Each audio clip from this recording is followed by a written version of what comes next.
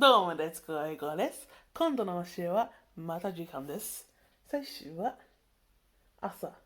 英語で朝は morning。そして日は day。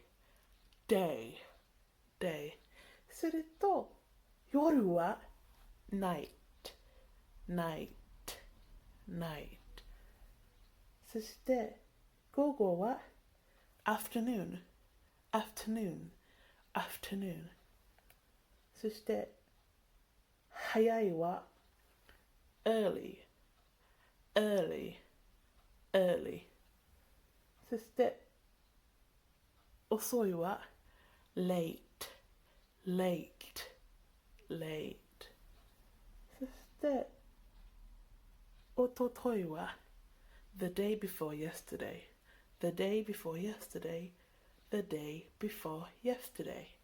そして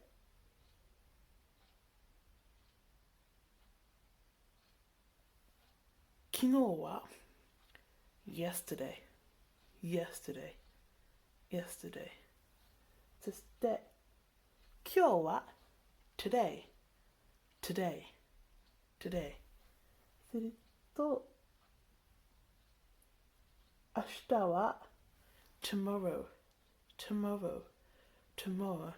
そして明後日は the day after tomorrow。